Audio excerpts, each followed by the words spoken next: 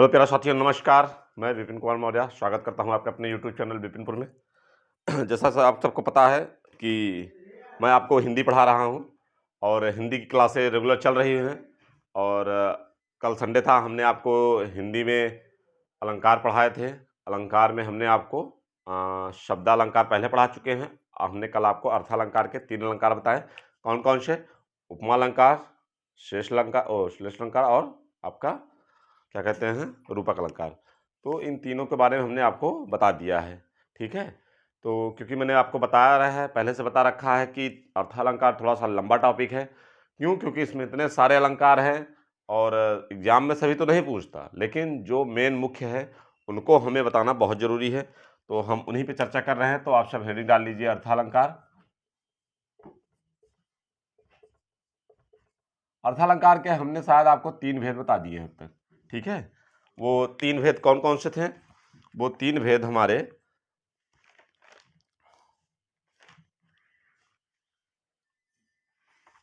तीनों भेद हमारे बहुत इंपॉर्टेंट थे, जो हमने आपको बता दिया। तीनों कौन सा आपका? हमने उसमें अर्थालंकार में 3 बता दिए। कौन कौन से? एक मिनट। हमने आपको उत्प्रेक्षा अलंकार बता दिया, ठीक है। और क्या बता दिया है? दूसरा हमने उपमा अलंकार बता दिया है। और तीसरा आपका रूपक। क्यों? सही कह रहा हूं? जी, यही 3 अलंकार हमने आपको अब तक अर्थालंकार में बता दिया है। इनके हमने परिभाषा बताए, इनके पहचान बताए हमने आपको, और इनके हमने आपको एग्जाम्पल एक एक बता दिए। इसमें आपको कोई कन्फ्यूजन है? नहीं, कोई कन्फ्यूजन हो आप वीडियो को दोबारा देख लीजिएगा, ठीक है। तो अब इसके आगे हम चलते हैं, आज आपको बताएंगे। इसमें बहुत बड़े बड़े नहीं, अब ये 3 तो मेन थे आपके अलंकार, जो आप कक्षा हाई स्कूल, इंटर, 9th में पढ़ लिए होंगे। अब जो मैं पढ़ाने जा रहा हूं वो आप अब तक नहीं पढ़े होंगे। क्यों? क्योंकि वो अब कंपटीशन लेवल के हैं। तो आप चौथा हेडिंग डालिए, भ्रांतिमान अलंकार।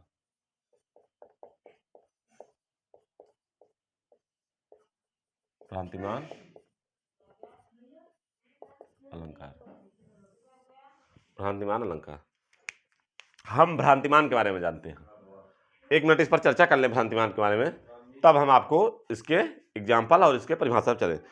भ्रांतिमान से समझ में आ रहा है भ्रम। आप एक भ्रम जानते होंगे, एक शब्द होता है भ्रम,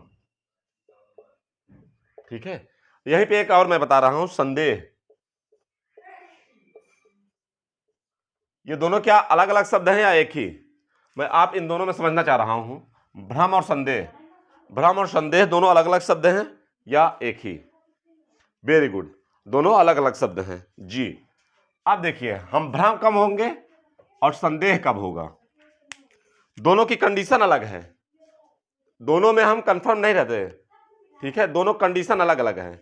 भ्रम में क्या होता है कि हमने मान लो ये मार्कर है, नाइट का समय है, हमने ये मार्कर उठाया और हमें लगा कि ये ब्लू मार्कर है, हम लेके चले आए। ये हम भ्रम बस लेके चले आए, ठीक है। ये हम भ्रम बस लेके चले आए कि ये ब्लू है। जिसे मैंने कहा ये था मार्कर क्या, ब्लैक, ठीक है, और मैं इसको ब्लू समझ के लेके चला आया, तो ये भ्रम हो गया मेरा। मैं इसको ब्लू समझ लिया, ये मेरा भ्रम था। लेकिन अगर संदेह होता तो ये ब्लू है तो मैं सोचता यार ब्लैक था, मैं सोचता यार ये ब्लैक है कि ब्लू है, कौन सा ले चलूं। ये मेरा संदेह है, ये भ्रम नहीं है, ये मैं संदेह कर रहा हूं। किसी पे शक करना वो संदेह है, लेकिन भ्रम यानी जो मैं सोच रहा हूं वो नहीं है, लेकिन मैं उसको सोच के वो चीज कर जा रहा हूं, ठीक है। तो जैसे आप लोग जाते हैं कहीं, आदमी कहता है आपको जाना था, मान लो आप किसी रास्ते से जा रहे हो, अब आप गलत रास्ता पकड़ के चले गए, तो वो आप भ्रमित हो गए हो, संदेह में नहीं हो गए हो। यही से एग्जाम्पल समझिए। जैसे मान लो आप इलाहाबाद से लखनऊ जाना है आपको, अब इलाहाबाद से लखनऊ वाली रोड ना पकड़ के इलाहाबाद से आप कानपुर वाली रोड पकड़ लिए, ठीक है, तो वो आपका भ्रम है, संदेह नहीं। संदेह तब होता जब आप वहां इलाहाबाद में खड़े हो सोचते कि यार ये लखनऊ वाली रोड कानपुर वाली है क्या, ये कानपुर जाएगी क्या, तब ये आपका यहां संदेह होता। संदेह मतलब किसी चीज पे दूसरे का दिखे और उसके जैसा कोई और हम सोच ले, और भ्रम में हम वही सेम चीज उसको गलत रास्ते पकड़ लेते। तो भ्रम और संदेह में आप अंतर समझ गए होंगे अब तक, ठीक है। तब हम अब आपको भ्रांतिमान पे यानी भ्रम पर चर्चा करते हैं। तो भ्रांतिमान की जो परिभाषा, इसमें भ्रम की स्थिति पैदा हो जाती है। ठीक, जब कोई भी दो वस्तुएं एक समान सी हो जाए, दो वस्तुएं एक समान सी हो जाए तो उन्हें हम भ्रांतिमान अलंकार कहते हैं। तो इसका एग्जाम्पल, जब हम इसका जो परिभाषा लिखेंगे तो परिभाषा इसकी इस तरह से लिखेंगे, जब दो समान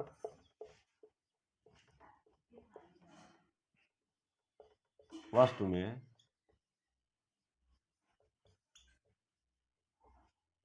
भ्रम हो जाए तो वहां पर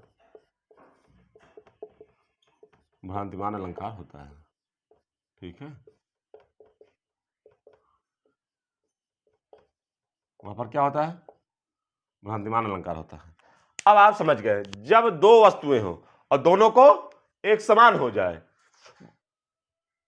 तो समान वस्तुओं में भ्रम की स्थिति हो जाए तो उन्हें हम भ्रांतिमान अलंकार कहते हैं। इसके हम एग्जाम्पल से इसको समझ पाएंगे। और एक चीज, इसमें वस्तुएं साथ में ही रहती हैं। जो वस्तुएं होगी जिनमें भ्रम होगा उसमें साथ में रहेंगे। इसमें वस्तुएं क्या रहेंगी? साथ में रहेंगी। कौन? दोनों वस्तुएं जिसमें भ्रम है।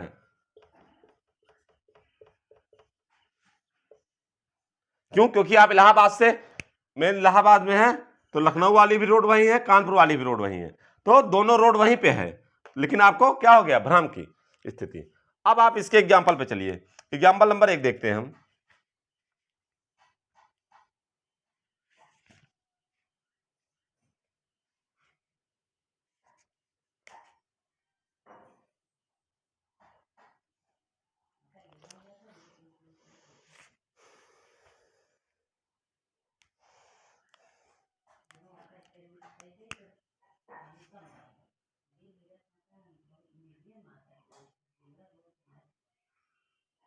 देखिए पहला एग्जाम्पल देखिए, नाक का मोती अधर की कांति से।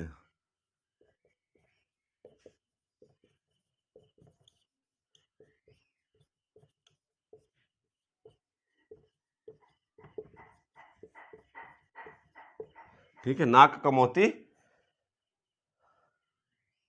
अधर की कांति से, बीज दामिड़ का समझकर भ्रांति से।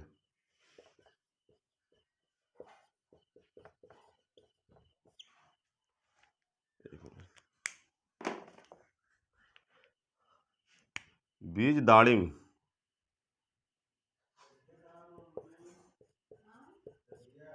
बीज दाड़िम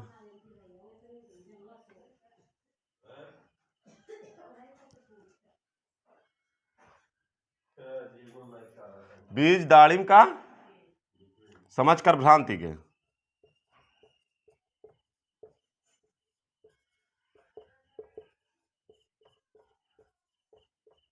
ठीक, समझकर भ्रांति से, देख उसको ही हुआ सुख मौन है।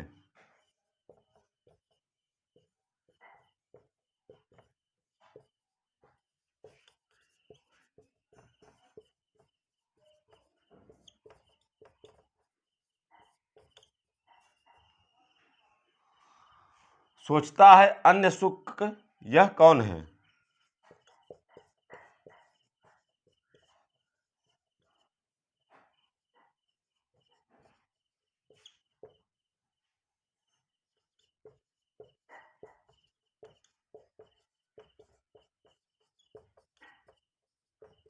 नोट करिए इसको, तब मैं बता रहा हूं। स्याही वाले तब तक।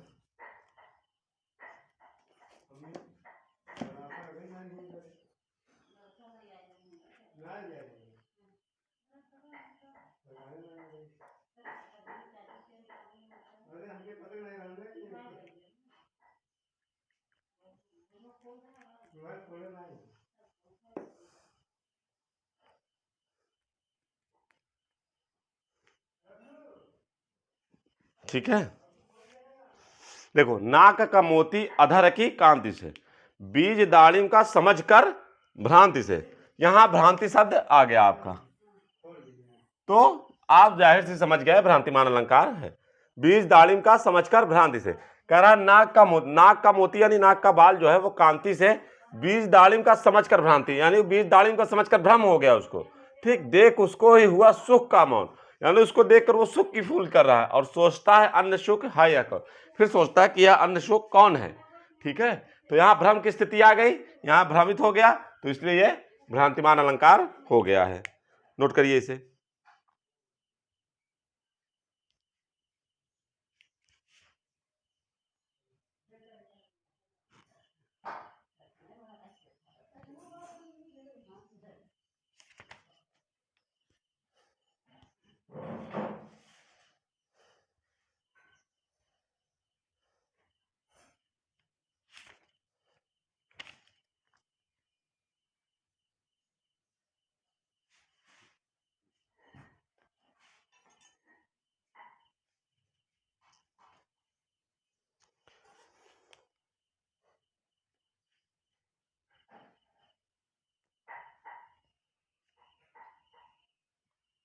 नोट कर लिए। एक और एग्जाम्पल देखिए इसका,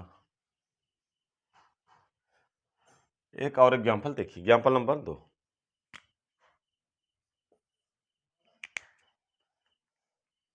पाय महावर दे न को नाइन।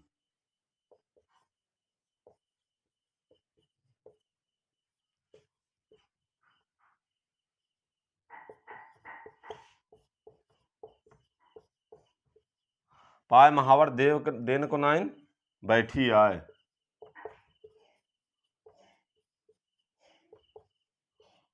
ठीक, उसके बाद पुन पुनि जानी महावरी एड़ी मोड़ी ते जाए।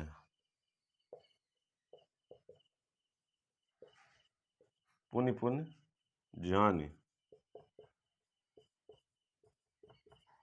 महावरी एड़ी मोड़त जाए।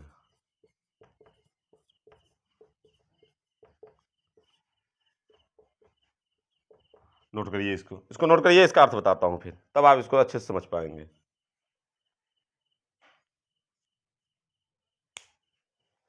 पाय महावर दे न की नाइन को बैठी आए। अब यहां कवि क्या कह रहा है कि महावर मतलब नाइन जो है,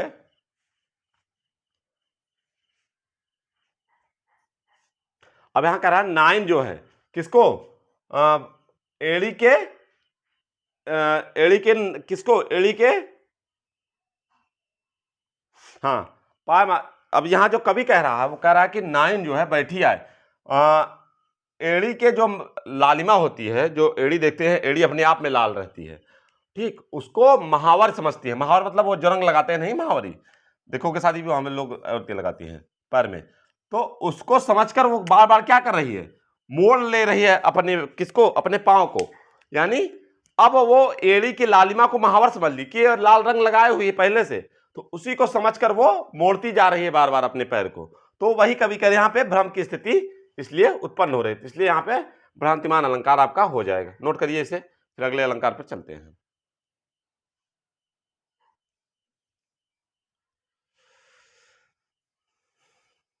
ठीक है, नोट कर लिए। अब देखिए अलंकार नंबर अगला, इसके बाद भ्रम के बाद संदेह अलंकार।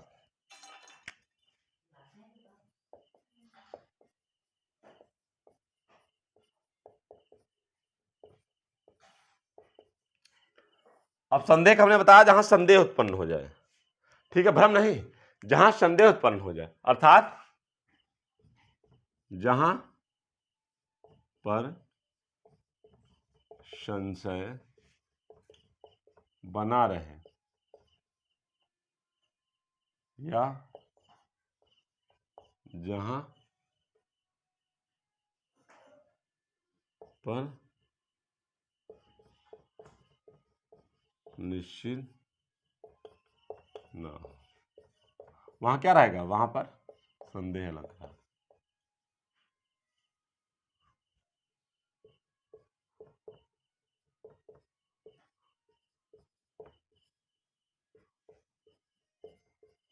वहां पर संदेह अलंकार रहता है। अब देखिए संदेह का तात्पर्य क्या है, हमने आपको संदेह का तात्पर्य बता दिया। क्या बताया संदेह का, जहां पर आपको संदेह हो, किसी चीज को देखकर संदेह लगने लगे, उसी को हम संदेह अलंकार कहते हैं। अब संदेह अलंकार की आप एक परिभाषा देखिए, उसी से आप समझेंगे। बहुत फेमस लाइन है।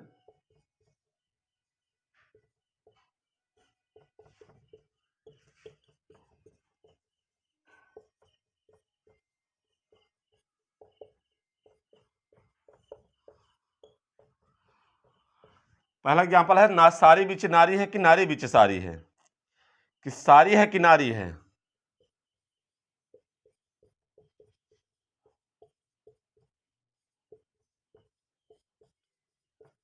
सारी है कि नारी है, कि नारी है कि सारी है।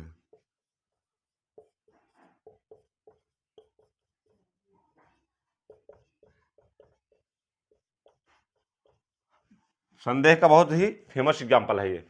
अब देखिए, कह रहा है सारी बीच नारी है, यानी सारी के बीच में नारी है, फिर कह रहा है कि नारी के बीच में सारी है, फिर कह रहा है कि सारी है या नारी है, फिर कह रहा है नारी है या सारी है। यानी कवि जो है इसमें इतना संदेह कर रहा है कि वो इसमें कुछ समझ नहीं पा रहा है, संदेह की वजह से, कि नारी है कि सारी है कि नारी है, नारी भी सारी है कि नारी भी सारी।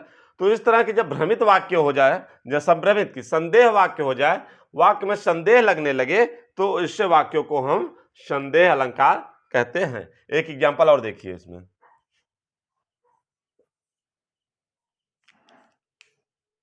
तुम हो अखिल विश्व में।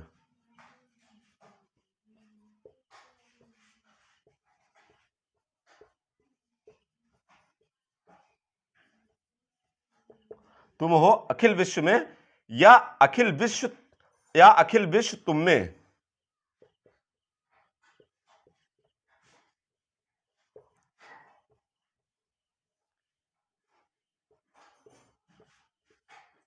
अखिल विश्व तुम में, अथवा अखिल विश्व तुम एक।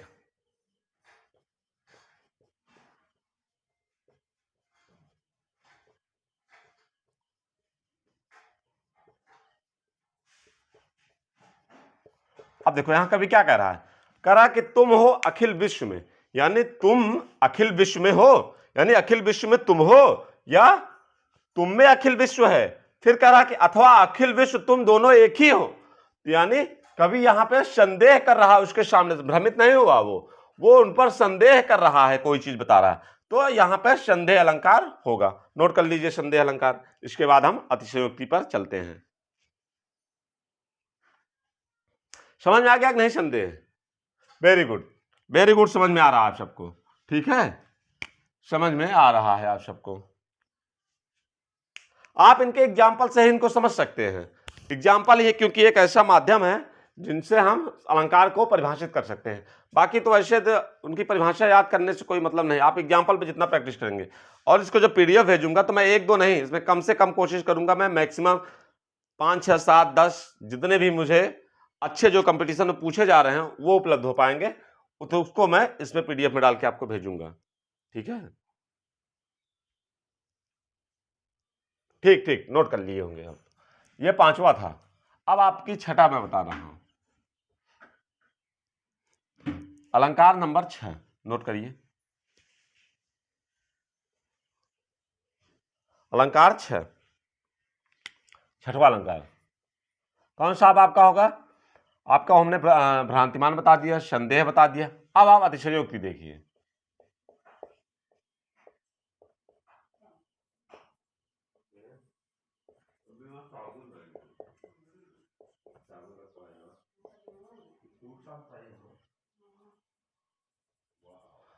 अतिशयोक्ति, अतिशयोक्ति का अर्थ है, आप एक मिनट इस पर चर्चा कर लेते हैं। अतिशयोक्ति का मतलब क्या होता है? अतिशयोक्ति का मतलब है किसी भी चीज को अपने से कई गुना बढ़ा दो। ठीक है, अपने से उसकी कई गुना क्वालिटी को बढ़ा दो अपने आप मौखिक रूप से, जबकि उसकी धरातल पे कोई भी परिवर्तन ना हो, और उसको हम बढ़ा चढ़ा के कई गुना बढ़ा दें, तो वही अतिशयोक्ति हो। अतिशयोक्ति का अर्थ होता है बढ़ा चढ़ा कर कहना अपनी बात को। जैसे आप लोग देखते हैं गांव में भी कई लोग रहते हैं, रहेंगे इतना सा बताएंगे इतना था, ठीक है, तो वो अतिशयोक्ति के अंतर्गत आते हैं। आपके पास है 1 बीघा जमीन, बता दो 40 बीघा जमीन है, तो ये क्या है? बढ़ा चढ़ा कर अतिशयोक्ति है।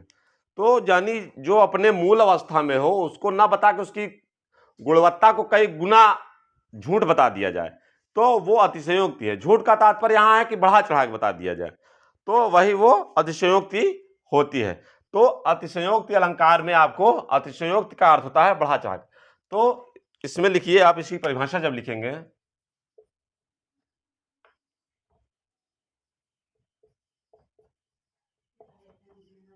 जब वाक्य में किसी भी चीज वस्तु को बढ़ा चढ़ाकर कहा जाए तो वहां पर अतिशयोक्ति अलंकार होता है।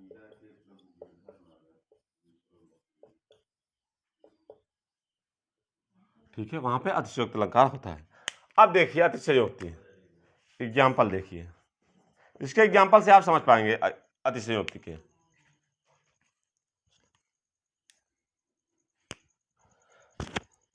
अब देखो,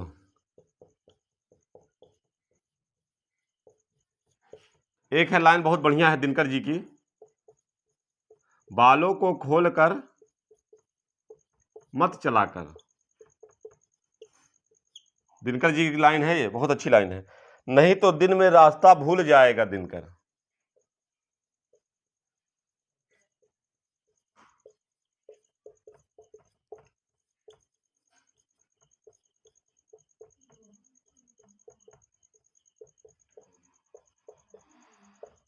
अब देखो कवि इसमें कितना बढ़ा चढ़ा कहा है। कवि कह रहा है कि बालों को खोलकर मत चलाकर, कवि कह रहा है कि बालों को अपने खोलकर मत चलाकर, नहीं दिन में रास्ता भूल जाएगा दिनकर। यानी कोई बाल के चलने से क्या खोल चलने कोई दिन में रास्ता भूल सकता है? नहीं। लेकिन कवि यहां इसको बढ़ा चढ़ा के कह रहा है अपने हिसाब से कि बालों को खोलकर मत चलाकर, नहीं तो दिन में रास्ता भूल जाएगा दिनकर। तो दिनकर कवि जो है बहुत अच्छे कवि हैं। तो ये है,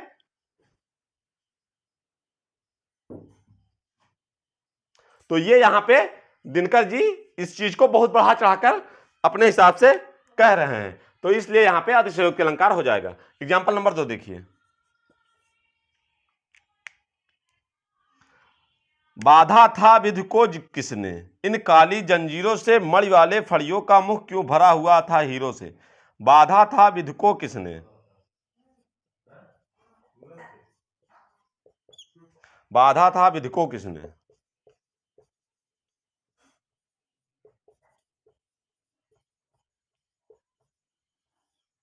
विधि को किसने, इन काली जंजीरों से।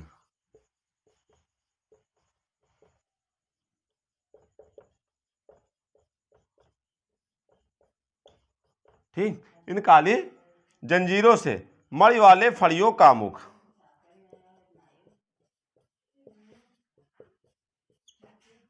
मणि वाले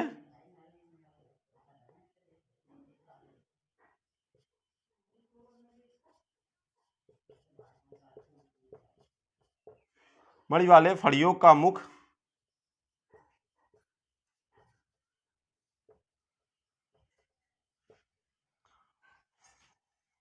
क्यों भरा हुआ था हीरो से।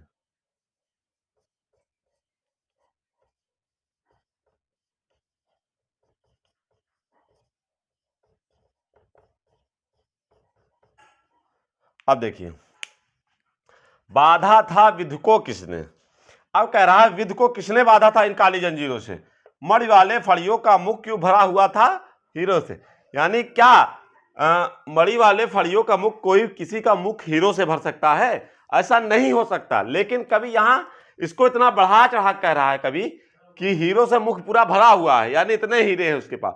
तो इस तरह के वाक्य जब जहां पे आपको बहुत बढ़ा चढ़ा के कहने लगे तो वो आपके अतिशयोक्ति की श्रेणी में आने लगते हैं। नोट करिए इसे, नोट करिए, मैं एक दो एग्जांपल पे और चर्चा करूंगा।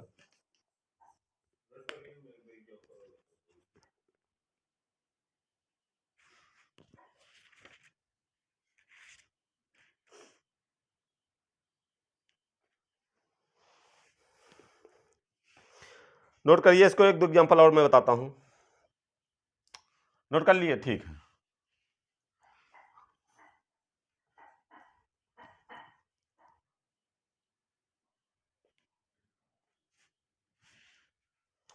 अब देखो तीसरा एग्जाम्पल इसका, एग्जाम्पल नंबर 3 अतिशयोक्ति का। देख लो साकेत नगरी है यही।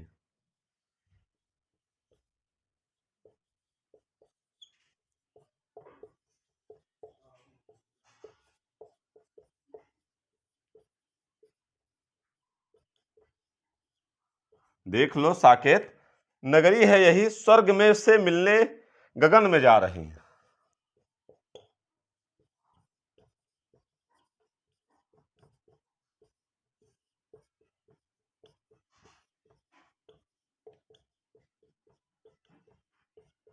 अब देखो कवि क्या कह रहा है यहां पे, इसके भाव को समझना। कह रहा कि देख लो साकेत नगरी है। कवि कह रहा पहले लाइन में तो अतिशयोक्ति नहीं है कि देख लो साकेत नगरी है, यानी ये देख लो ये साकेत नगरी है, नॉर्मल बात। लेकिन दूसरे लाइन में इसको कैसे बढ़ा रहा है कवि, देखिए अतिशयोक्ति किसने कैसे लाया कि स्वर्ग से मिलने गगन में जा रही। अब कह रहा कि साकेत नगरी जो है स्वर्ग में मिलने नगर, स्वर्ग से मिलने गगन में जा रही, आकाश में, यानी गगन में, गगन मतलब आकाश, यानी आकाश में। कवि कह रहा है कि वो जो स्वर्ग नगरी है, कौन सी साकेत नगरी, वो स्वर्ग में मिलने जा रही है। क्या कोई नगर स्वर्ग से मिलने जा सकता है? ऐसा संभव नहीं है। लेकिन कवि ये कल्पना कर रहा है, जिसमें अतिशयोक्ति अलंकार का प्रयोग करके उसको बहुत बढ़ा चढ़ा दिया है कवि। ठीक है, एक और देखिए। ठीक है, तो आप अतिशयोक्ति को अब आप समझ रहे हैं। ठीक है, अतिशयोक्ति को आप समझ गए यहां से कि ये अतिशयोक्ति, यानी कुल मिला के मोटा मोटा अतिशयोक्ति यही है हमारा, कि जिसमें हम इसको जितना बढ़ा चढ़ा कर कह पाए वही हमारा अतिशयोक्ति कहलाएगा। तो हमने आपको 3 अलंकार बताया, भ्रांतिमान, संदेह और विरोधाभास। और विरोधाभास कल बताऊंगा। ये क्या कहते हैं, अतिशयोक्ति। तो भ्रांतिमान और संदेह और अतिशयोक्ति, ये 3 हमने आज आपको बता दिए। तीनों पे आप अच्छे से प्रैक्टिस करिए बुक में से। ठीक है, तो बुक से आप इसको अच्छे से याद करिए, इसको रिवाइज करिए। याद कुछ नहीं करना, थोड़ा सा रिवाइज करते रह लेंगे आप 1-2 बार, तो आपका एकदम क्लियर हो जाएगा। एग्जाम में कभी गलत नहीं होगा, कभी का मतलब कभी नहीं गलत होगा, केवल आप इसको रिवाइज करते रहिए। ठीक है, तो प्यारे बच्चों आप सब इसको अच्छे से पढ़ते रहिए, मन लगा के अच्छे से तैयारी करते रहिए, क्योंकि वन दरोगा का भी आपका आप सबका एग्जाम है, बहुत जल्द होगा, क्योंकि उसका इतना समय कम दिया फॉर्म भरने का। क्यों अक्टूबर में फॉर्म भरा जाएगा और मेरे ख्याल से फरवरी के आसपास इसका एग्जाम होगा दरोगा का, फरवरी मार्च के आसपास। तो आपके पास समय बहुत कम है और पुलिस की वैकेंसी भी आने वाली है, तो इसलिए आप सब इस पर अत्यधिक मेहनत करिए और अच्छे से पढ़ाई करिए। मिलते हैं बहुत जल्द नेक्स्ट वीडियो में, तब तक आप वीडियो को लाइक, सब्सक्राइब और शेयर करते रहिए अपने दोस्तों के साथ। जय हिंद, जय भारत, वंदे मातरम।